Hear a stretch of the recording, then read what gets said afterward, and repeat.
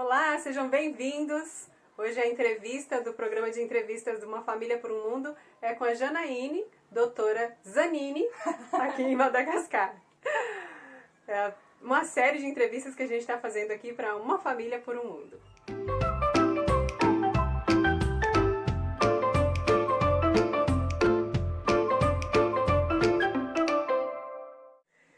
Janaíne, assim, o intuito dessas entrevistas é que as pessoas conheçam mais, né, a experiência de cada um que está vivenciando o trabalho da Fraternidade Sem Fronteiras aqui em Madagascar. E você tem muito mais tempo que a gente de experiência aqui, então a gente estava aguardando, né, esse momento dessa entrevista tão importante. E eu quero começar com uma pergunta bem básica, assim, que é lá do princípio, né, assim, de como foi que você conheceu a Fraternidade e veio parar aqui em Madagascar. Nossa, essa história. A gente conta várias vezes, mas parece que cada oportunidade de contar a gente vai revendo, né? A vida e revendo as escolhas, né? Mas eu conheci a Fraternidade Sem Fronteiras em 2014. Eu tava num congresso médico em Goiânia. E aí vi um folder e tinha os banners, né? E, enfim, fui conhecer, comecei a apadrinhar. E tinha me sensibilizado com o projeto e na ocasião eu vi que tinha a possibilidade de fazer as caravanas, né, das idas para as caravanas, deixei aquilo para quando desse certo. Aí em fevereiro de 2017 fui para Moçambique e lá minha vida estava encaminhada, né, eu estava trabalhando, tinha um emprego bom que eu gostava muito, tinha os meus residentes, né, que eu era preceptora de medicina de família, estava fazendo meu mestrado em 2017. Enfim, não estava pensando em mudar de planos de vida. Eu realmente estava bem satisfeita com as minhas atividades e bem realizada no meu trabalho no Brasil. Mas aí fui para Moçambique. E, bom, quando eu voltei de Moçambique, em fevereiro de 2017, eu falo que eu vivi meu inferno astral. Não sei o que acontecia, mas de tudo que eu me sentia bem, feliz, realizada antes, nada mais encaixava. Tudo que fazia sentido antes, parece que as coisas tinham mudado, assim, né? E por mais que eu buscasse me conectar, que eu buscasse... né, sempre busquei bastante meu autoconhecimento, me perceber, e parecia que eu não me sentia mais conectada, que eu não tava... Eu meditava, eu orava, eu lia e não tava encontrando aquela realização, aquele senso de paz, assim, de saber que a gente está no lugar certo. Então começou com esse movimento interno, e eu acho que é isso, né? A nossa alma, ela fala, quando a gente não escuta, ela grita, e aí a gente não escuta, e a gente começa a achar que tudo tá errado, né? Então a coisa ficou difícil no trabalho, ficou difícil nos relacionamentos com a equipe, tudo parecia estar de fora ruim, até que eu olhei e falei, não, parece que é algo aqui interno que não tá encaixando. E aí, passando por um processo mesmo de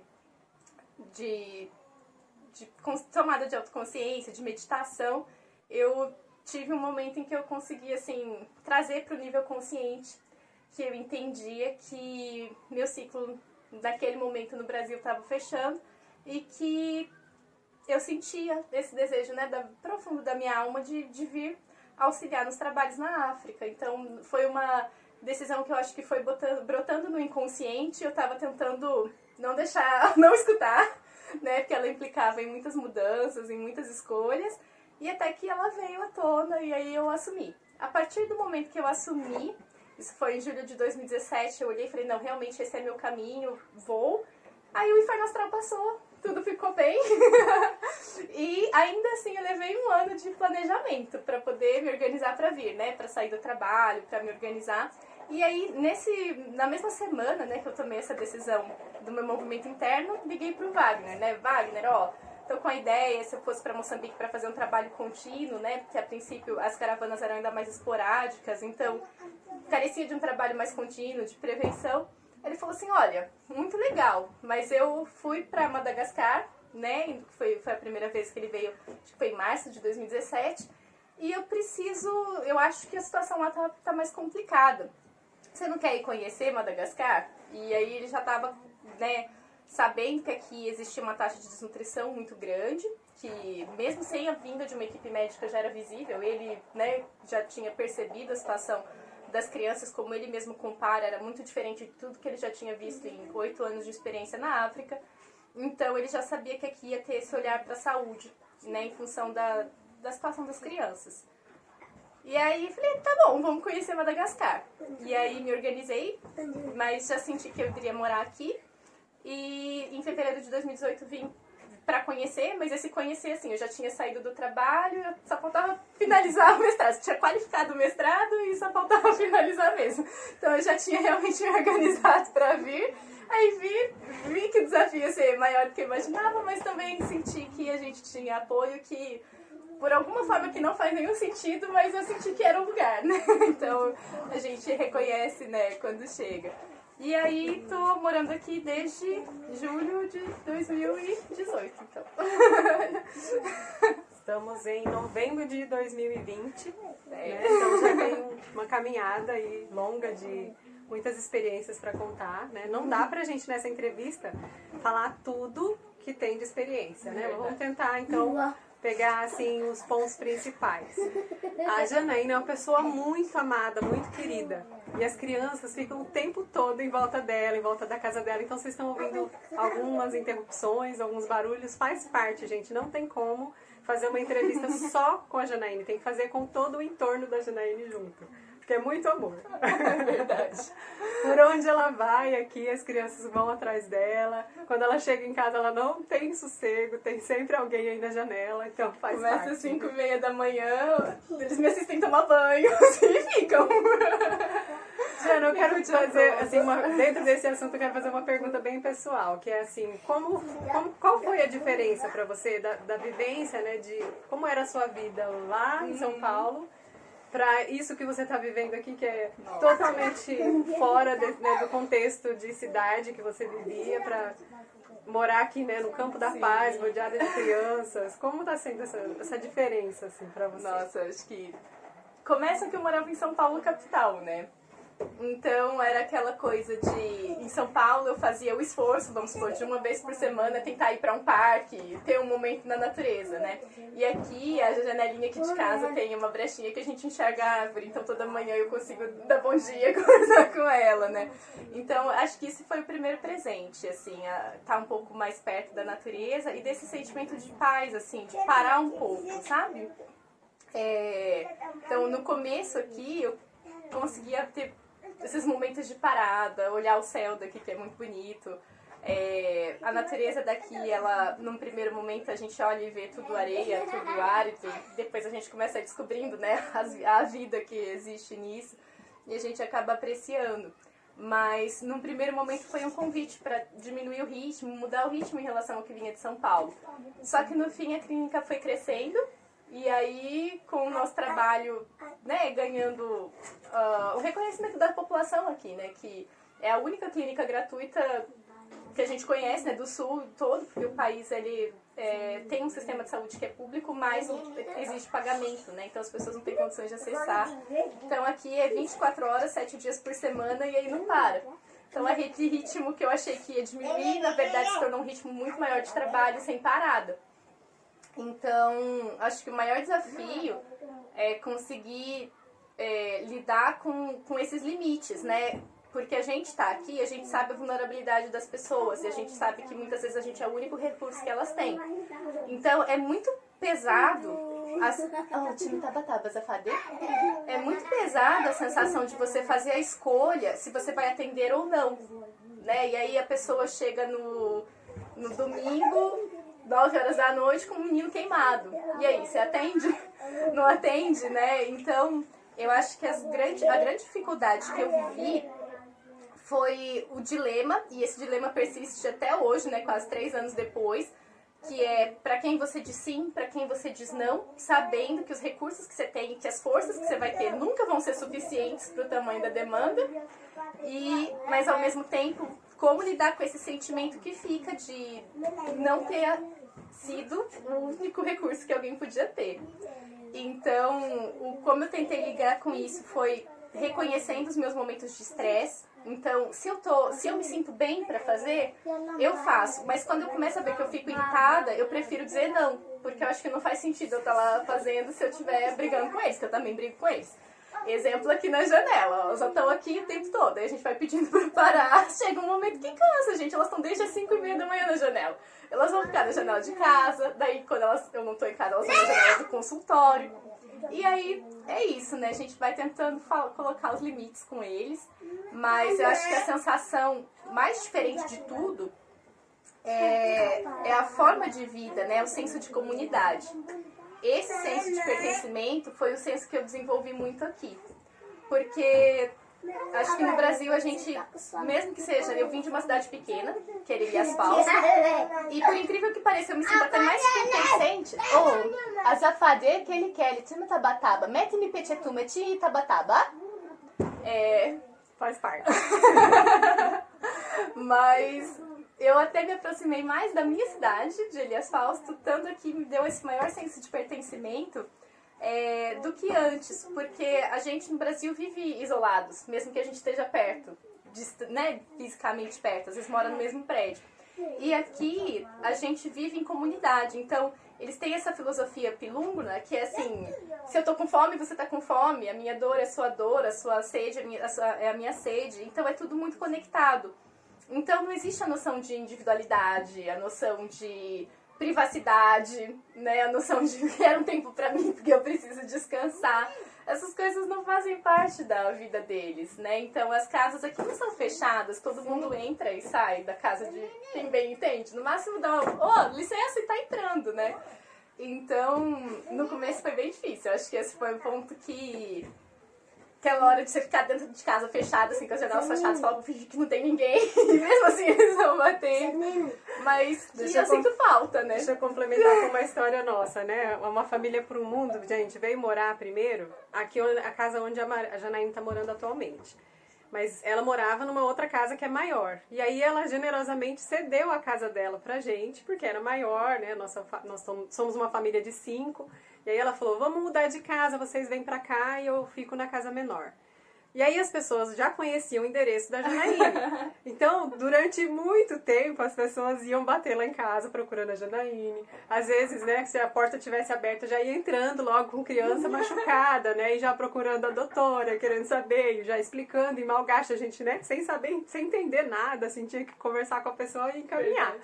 Porque eles têm isso, assim, né? Essa falta de privacidade foi uma coisa que assustou a gente no começo. Porque eles vão entrando e vão falando e querem já solução pra já, assim, né? Já vai chegar arrancando a roupa, assim, tá com isso aqui. E abre a boca pra mostrar o dente. Sim, sem pudor nenhum, assim, chegam, né? Mostrando já o problema, às vezes é numa situação, numa região, né? Coisa constrangedora.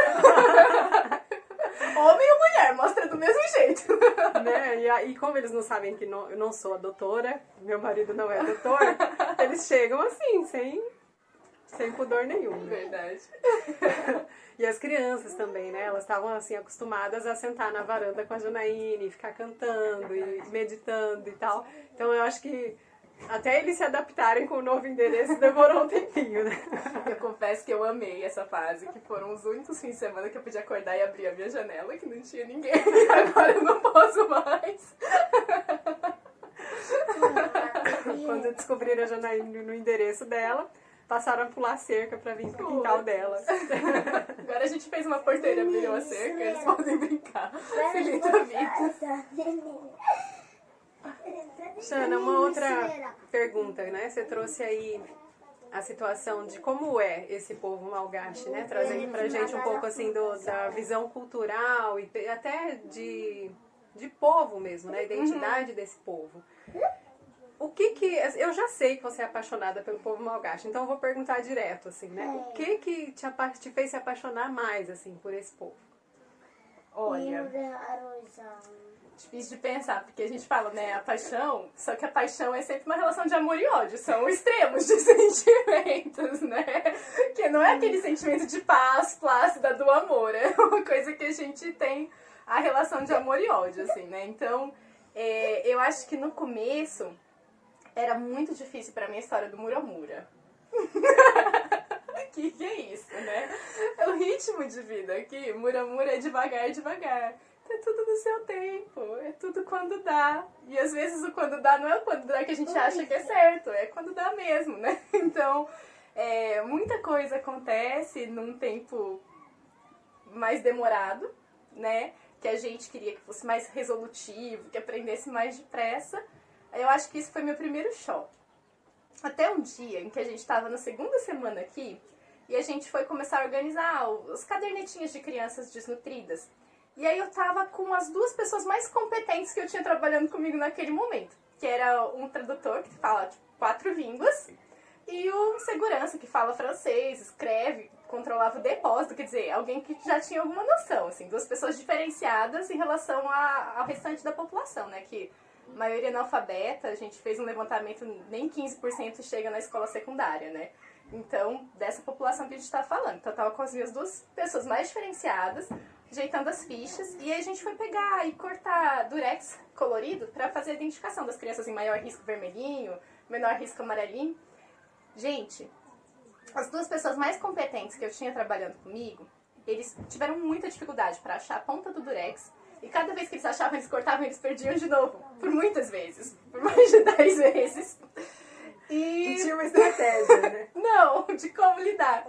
E aí, um precisava abrir o durex pro outro vir e cortar. E eu lembro que pra mim era algo tão simples de fazer, que eu falei, ó, faz. Fiz um de modelo, comecei a fazer os meus. E quando eu olhei, eu tava com mais de 8 feitos. E eles estavam fazendo o segundo. E aquele momento me tocou profundamente, assim. Porque eu parei pra olhar, por quê? Porque até então era aquela paulistana falando... Ô, Amora, vamos lá fazer, né? Alefa! Alefa, né? E aquele momento, pra mim, foi o início de uma transformação íntima, que foi apreciá-los, em vez de julgá-los dentro do Muramura. Porque eu percebi, eles foram crianças que foram desnutridas, que não tinham a mesma coordenação motora que eu tinha, que não tiveram pré-escola com giz de cera, guache, tesoura sem ponta, né? E que agora estavam trabalhando, né? Então, ali eu entendi a grande fronteira, o grande abismo que nos separa, que é muito maior do que a gente consegue imaginar. Que a gente consegue saber como eles vivem, mas a gente não consegue saber como é se formar enquanto ser humano, com todas as coisas que a gente considera como aspectos do desenvolvimento, quando a gente é privado dessas necessidades, assim, desses estímulos que a gente recebe sem perceber. Quantos vídeos de musiquinha a gente ouviu, quantas vezes mamãe, a Eliana, mexia os dedinhos, enfim. Isso faltou. E eram pessoas extremamente, assim, competentes, as mais competentes que eu tinha para me auxiliar, né? A gente não tá falando das pessoas em geral, que faltam ainda mais em necessidade. E aí, eu acho que aquele momento foi o momento, assim, dessa relação, né, que eu brinquei de amor e ódio, dela começar a olhar para esse amor, dela começar a apreciar a competência, de olhar e falar, com todas as barreiras, com todos os abismos, eles deram conta e estão conseguindo fazer alguma coisa. Então, acho que o que me fez me encantar por eles foi reconhecer a humildade que eles têm e começar a apreciar o que eles dão conta de fazer. Eu acho que esse foi uma virada, assim, né, que é um aprendizado contínuo, a gente tem que viver isso dia a dia. Mas hoje em dia eu aprecio muitas coisas que antes eu abominava na cultura deles. A relação com a morte hoje em dia certamente é a maior lição que eu levo daqui, de como a morte aqui faz parte da vida, ela é presente no dia a dia, e isso pra mim, pra nossa cultura é um grande aprendizado. E esse conceito de família, de união, que aqui, por mais que careçam de todos os recursos, mas ninguém abandona ninguém, né? Então, às vezes, a gente, no Brasil, quando a gente, né, cuidava das famílias, às vezes a gente tinha alguns recursos e não tinha o cuidador, não tinha quem ia estar ali. E aqui a gente vê eles se mudarem, largar tudo que tem pra vir cuidar de um que tá doente, assim, né? Então, conta um pouquinho mais desses detalhes, porque eu acho que as pessoas não conseguem, assim, visualizar imaginar, tudo, né? Isso, imaginar sem você dar esses detalhes, sabe? A Janaína, ela trabalha na clínica, que é uma estrutura super simples, onde ela tem de urgência, ela tem de coisas assim que você fala, que jeito, gente, que jeito. Não tem, né? Não tem tudo isso de recurso, ela assim... aprendeu uma medicina de família diferente aqui, né? Verdade. Conta pra gente, assim, como que é isso, né? Deles virem a família toda quando uma pessoa tá doente. Sim. E aí, que tipo de estrutura você precisa oferecer na clínica pra toda essa família também, né? Gente, essa é uma evolução, assim, né? Porque a nossa ideia de início era criar uma clínica de atenção primária à saúde, quer dizer, um modelo de centro de saúde, uma unidade básica, em que a gente desse conta das necessidades para conter a mortalidade infantil, que era nosso grande desafio. Essas crianças que estão brincando na janela fazendo barulho moram na Vila de Selvipucci, onde a gente encontrou em setembro de 2018 uma mortalidade infantil de 9,6%. Então, de 10 crianças nascidas vivas, uma não chegava a 5 anos de idade. Alguém ia estar a menos aqui na janela fazendo barulho. Então, foi uma realidade muito cruel, que eu digo que eu falo os números, mas meu coração ainda não consegue assim, assimilar o que essa realidade significa de verdade. E, a princípio, a ideia era trabalhar por isso, né? Trabalhar para que a gente construísse isso num modelo de prevenção, principalmente de diarreia, infecção, cuidado pré-natal, vacinas, e tudo isso a gente foi implantando, né? Então, hoje a gente já tem uma clínica com planejamento familiar, com as consultas. Só que a questão é o que adianta a gente dar conta desse primeiro momento, se aí quando eles estão doentes eles não têm uma referência, quando eles estão doentes mais graves, né, a situação de urgência, porque o hospital daqui vai ser sempre tarifado.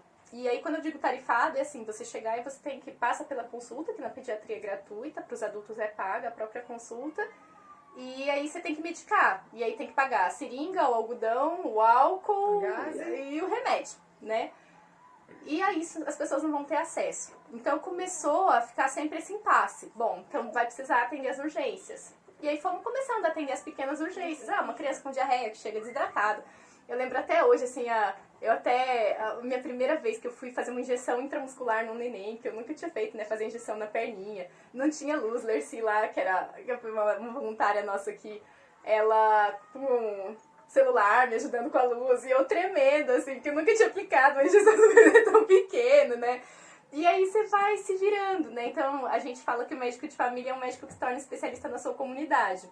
E minha comunidade tinha uma mortalidade infantil muito alta, que precisava de um lugar para ser tratado na hora das urgências. Então, a nossa clínica foi começando, eu fui, para quem aprendeu a fazer a primeira intramuscular num bebê, fui aprendendo a pegar veia de crianças com 1 semana de vida e por aí vai. Colocar Inflanon, né, nas mulheres. Foi, pra né, contracepção. E fomos aprendendo, assim. Então, hoje em dia eu faço coisas que eu jamais pensaria em fazer no Brasil, tipo, drenar um tórax, né? Alguém com líquido no pulmão e a gente coloca um cano lá dentro.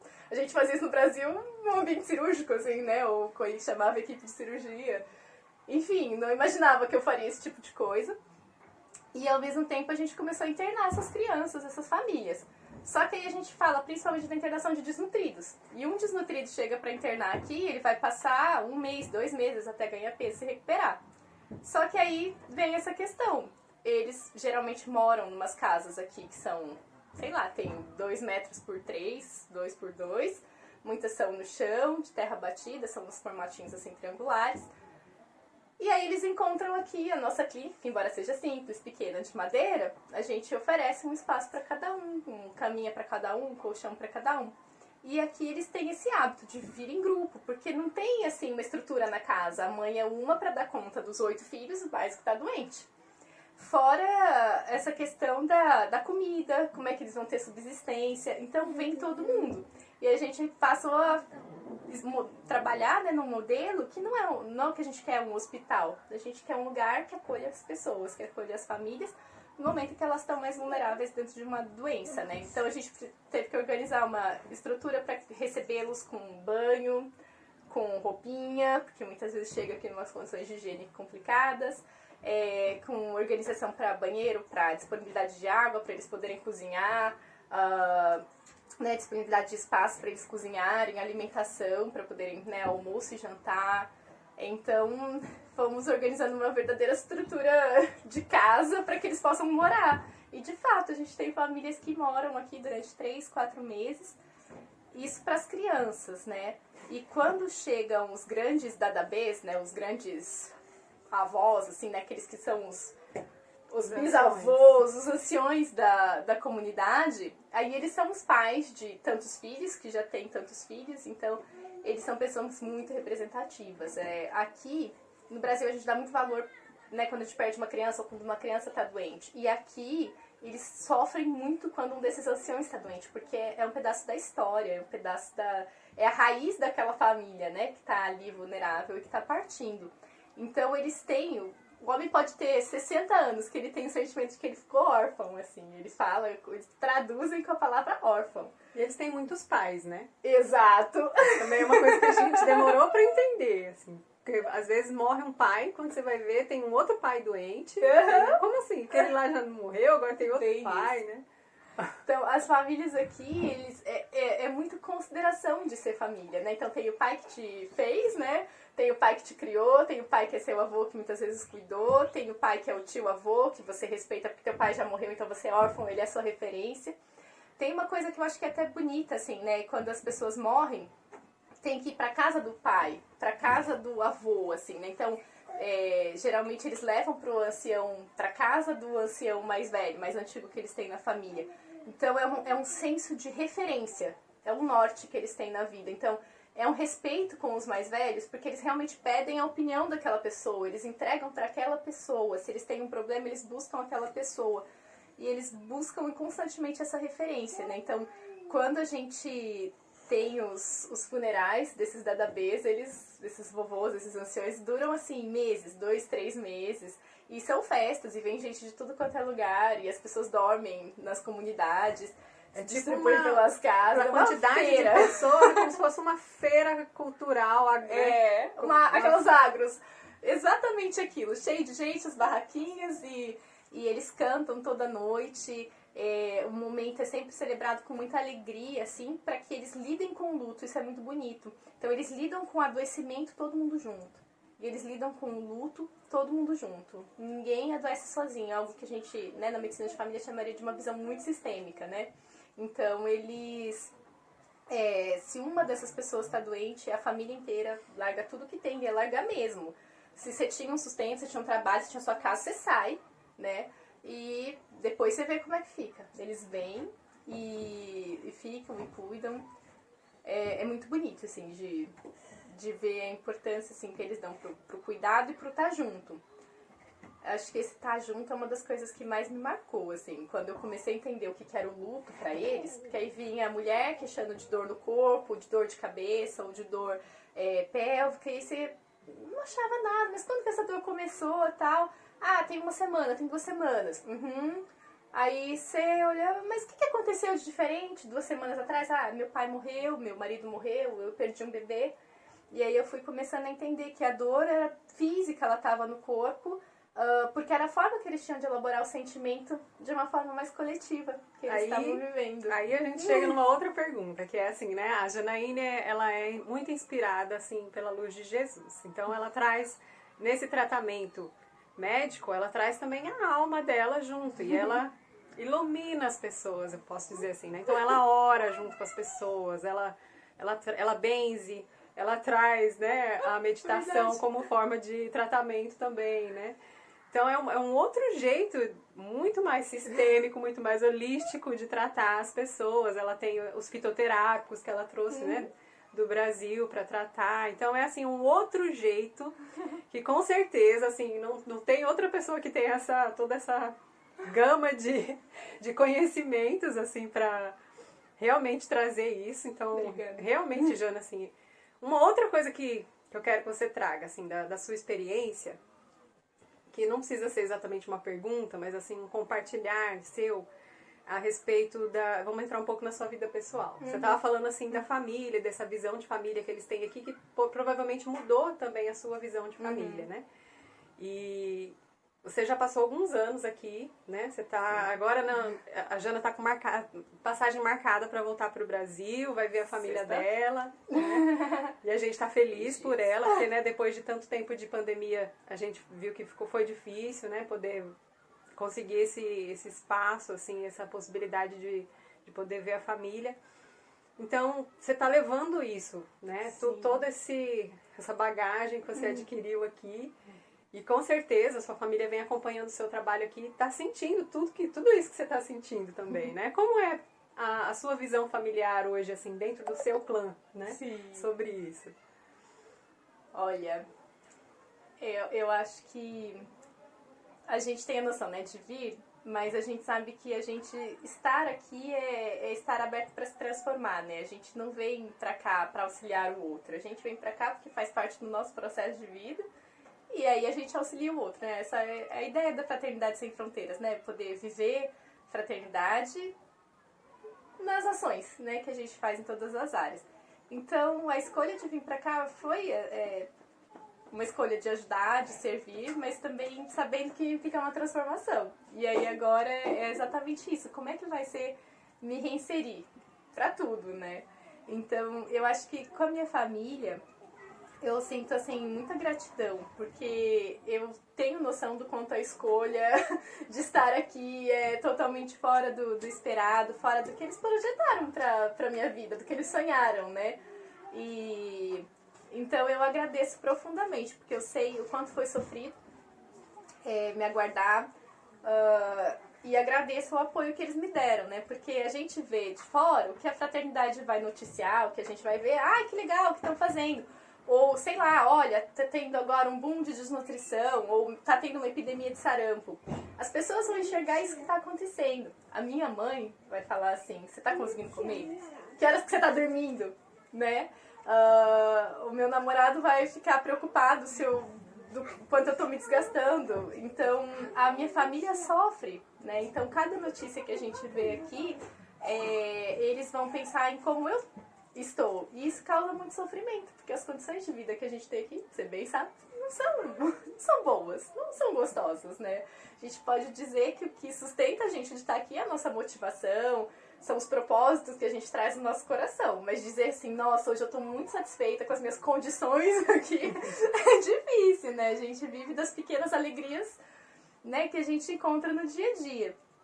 Então, com certeza não é o grau de conforto que as famílias gostariam. Então, esse momento, assim, minha família tá com muita expectativa pra retornar, porque eu acho que vai diminuir um pouco a aflição que eles sentem. Agora, pra mim, nesse momento eu tô muito feliz de poder estar perto deles, porque foi um ano, né, 2020, acho que difícil pra todo mundo, né? Todo mundo passou por situações inesperadas. E pra nós não foi diferente, né? Um ano que minha mãe ficou 7 meses sem ver os outros 3 filhos que estão no Brasil, né? E isso realmente era muito fora do esperado. E eu acho que isso, de algum modo, fortaleceu nossa união, a vontade de estar juntos, né? E sei que voltar pra lá agora vai ser também entender o que eu vou fazer, o meu papel, assim, isso eu senti que foi mudando, assim, a nossa forma de relação ao longo do tempo nessa distância. Mas o que eu sinto no nosso sentimento de família é isso, a gente continua buscando estar sempre unido, né? E tem o Ivan também, meu namorado, que existe um doido que aguentou 3 anos de namoro à distância, sem saber os próximos passos, com uma namorada que não sabe dizer pra ele se ela vai pro Brasil dessa vez, ela volta ou não volta, então... Esse é guerreiro. E, assim, do meu ponto de vista pessoal, eu só tenho a agradecer a ele, assim, porque foi uma relação de confiança que foi crescendo, assim. Eu acho que a namorada que volta agora pra encontrar o Ivan é alguém que o ama muito e que tem nele um companheiro, um cúmplice, assim, né? Depois de tantas vezes que a gente podia ter dito, não, acabou, não dá mais. Acho que é isso, assim, eu tô num momento que eu... Mas vale a pena, Ivan. Tá? Espero! Fica tranquilo que é uma Jana ainda melhor que você vai encontrar quando chegar aí. Mas eu acho que uma coisa que eu pude desenvolver bastante aqui foi isso também, de tentar olhar pro outro, de entender a necessidade do outro, de aprender a ver também os meus maus impulsos, assim, como lidar com eles. Então, eu acho que eu progredi nesse sentido, né, de pessoal mesmo, de relações. E embora eu tenha os meus momentos de pavio curto, que são parte natural. Que são super necessários, gente. Tem como sobreviver sem isso aqui. Eu acho que, assim, nesse momento eu só consigo sentir a alegria do reencontro, assim, né? Embora eu sei que a gente não vai chegar no Brasil no meio da pandemia, não pode abraçar, não pode estar tudo junto, mas eu ainda sinto essa grande alegria de reencontro, de um ciclo fechando, assim, né? Então, tá grata. E não sei se tá muito longo, Não, mas... eu quero só falar pra você, assim, que Uma Família por um Mundo, né, é um projeto nosso, e que você tá super inclusa nesse projeto agora, porque, não só agora, né, desde que a gente chegou aqui, que esse projeto nasceu aqui, porque você faz parte da nossa família, né? Verdade. Você é a nossa família por esse mundo aqui em Madagascar, que veio lá do Brasil pra cá, que teve esse mesmo sonho de poder auxiliar as pessoas e se auxiliar principalmente, né? Porque a gente se auxilia muito aqui na nossa evolução espiritual. Verdade. Então, assim, só pra você saber, né, que você é a tia da Mariana, do Aide e do João, minha irmã de coração, do João Lucas, a tia mais do Joãozão grande, é a irmã Zona também, tá? E que a gente tá feliz por você, de você poder voltar a ver a sua família, mas a gente sabe que o coração tá assim, né? Uma parte aqui, outra parte lá. Gente, a hora que eu fui contar pra Arimila que meu voo tinha dado certo, foi um boom de emoções tão grande pra nós duas que a gente conseguia sentir os sentimentos uma da outra, assim, porque foi um choque, ao mesmo tempo de dizer, uhul, deu certo, ao mesmo tempo de dizer, ai meu Deus, deu certo! Foi agora, um turbilhão pra nós duas, assim.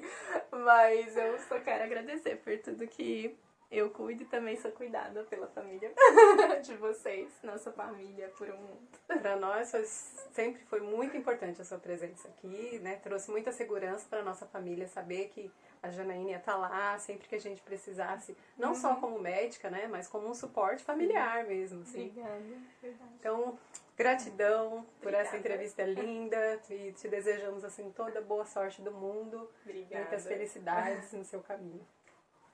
Beijo. Muito obrigada. Ficamos por aqui por hoje. Eu vou parar porque senão eu vou chorar. Beijo!